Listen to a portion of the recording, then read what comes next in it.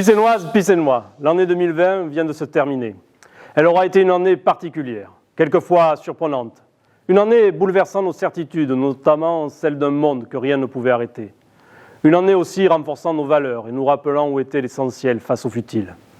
Nos valeurs de fraternité et de solidarité face au virus, en soutien aux plus fragiles ou en reconnaissance au personnel soignant que nous applaudissions le soir à 20h à nos fenêtres. Ce personnel soignant toujours soumis à rude épreuve et dont l'engagement n'est pas démenti. Cet engagement qui est aussi celui des agents du service public, dont ceux de la ville de Pézenas, qui se mobilisent face aux crises afin de répondre à des situations d'urgence. Je veux ici les remercier. Ce service public dont l'éducation nationale est une pièce maîtresse. L'importance de l'enseignement et des métiers de l'éducation n'est plus à démontrer, tant il aura fallu à ces acteurs faire preuve d'imagination et d'implication pour assumer l'enseignement en distanciel. Pourtant, à l'automne, l'assassinat de Samuel Paty par des terroristes nous a bouleversés et nous a rappelé à quel point la liberté d'enseigner, comme la liberté d'expression, est au cœur du pacte républicain. Construire des consciences éveillées et forger des esprits critiques est l'un des plus beaux métiers. Il mérite toute notre considération et tout notre soutien. C'est dans cette année particulière, au moment où la crise sanitaire nous laissait du répit, que s'est déroulé le second tour de l'élection municipale, avec une participation plus qu'honorable et un score sans appel. Vous avez choisi de confirmer vos votes du premier tour et d'élire une nouvelle équipe municipale. Votre confiance nous honore et nous oblige. Nous vous en remercions. Soyez assurés de notre engagement plein et entier, de notre disponibilité totale et de notre volonté d'agir pour toutes les Picénoises et tous les Picénois, sans exclusive. Au cœur du mois de juillet, nous nous sommes mis au travail, avec comme premier objectif de tenir notre engagement à ce qu'il n'y ait pas de saison blanche cet été et que l'automne et l'hiver soient le plus animés possible. Cela était une importance capitale pour le commerce de proximité, l'économie locale et le lien social fait de rencontres et de convivialité. Faire et défaire, penser, repenser, programmer, annuler, reprogrammer, s'adapter et innover. Il aura fallu de la patience et de l'innovation pour répondre aux contraintes sanitaires et à leur évolution. Mais il était important de faire plutôt que de voir nos rues vides et sans joie. La réussite du Nadal est un exemple de la nécessité de travailler sur les événements, même dans l'incertitude de leur tenue. Comment ne pas remercier les associations qui continuent d'imaginer et d'agir dans cette période, au risque de voir leur travail ne pas se concrétiser et connaître des annulations et des reports. Nous devons leur adresser un soutien total, à eux comme au monde de la culture et de l'événementiel. À Pézenas probablement plus qu'ailleurs, car nous avons ici une vie culturelle et associative extraordinaire. Ces premiers mois ont aussi permis d'amener de la transparence, avec par exemple la diffusion vidéo du conseil municipal ou les premières compositions de commissions par appel à candidature plutôt que par cooptation. Nous devrons évidemment aller plus loin lorsque la situation sanitaire libérera les capacités de réunion, ou alors par l'intermédiaire de moyens numériques. Le printemps devra être démocratique. Déjà, le début de l'année amène de nouveaux outils, avec par exemple une application et un journal municipal diffusé prochainement. Il vous présentera notamment vos référents de quartier qui auront pour mission d'être présents, d'accroître les échanges et de renforcer la proximité.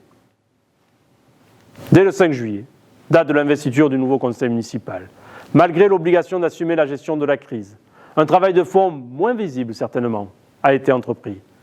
Progressivement, il permettra de dessiner nos premières initiatives et nos premiers choix. Cela se fera notamment lorsque notre premier budget aura été voté à l'horizon du mois de mars prochain.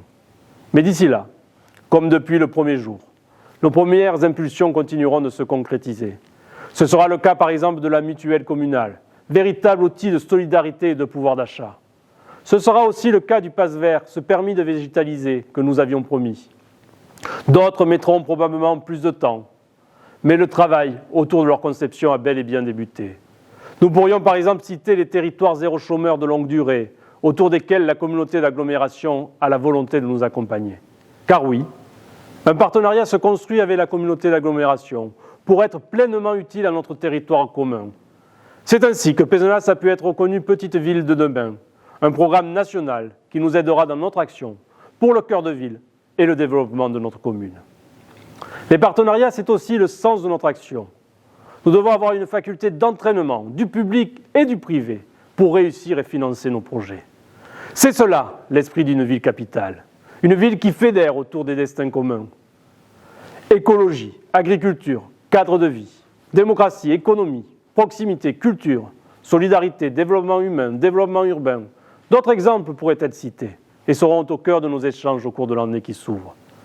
Le budget 2021 permettra d'en exposer quelques-uns et également de présenter le cadre contraint dans lequel nous devons agir. Il sera l'occasion de rendre public l'audit des finances communales, réalisé entre cet été et cet automne. Audit qui sera complété au premier semestre par un contrôle de la Chambre régionale des comptes.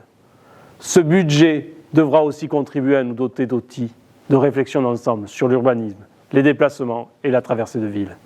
Ils seront débattus et construits avec vous. Ces choix illustrent notre volonté d'agir en responsabilité, sans rayer d'un trait de plume le passé, pesant toujours le pour et le contre, envisageant chaque fois le long terme et avec comme seule ambition de faire réussir Pézenas. Car il en va des années comme des villes. C'est à nous d'en faire ce que nous voulons qu'elles soient. C'est à nous collectivement de faire de 2021 une belle année. C'est à nous collectivement d'embellir et de servir Pézenas.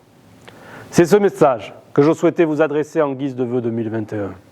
Un message d'unité et de volonté pour Pézenas, pour que nous fassions réussir ensemble notre ville. Un message que je vous adresse depuis ce théâtre historique, car je souhaite vivement que 2021 soit l'année de la réouverture de nos lieux culturels, de la reprise de nos activités associatives et festives, de notre retour sur les terrasses des cafés et des restaurants, du regain de ce qui fait notre âme, la convivialité. 2021 sera aussi l'année qui nous conduira à 2022. 2022 où Pézenas sera au centre des attentions avec les 400 ans de Molière et les 100 ans de Bobby Lapointe. Une année où nous devrons être l'épicentre de la création avec les acteurs locaux et les associations pissénoises. Une année où Pézenas fera parler d'elle, où Pézenas s'exportera, où Pézenas rassemblera, attirera, découvrira et échangera. Une année Pézenas en quelque sorte. D'ici là, belle année 2021 à toutes et à tous.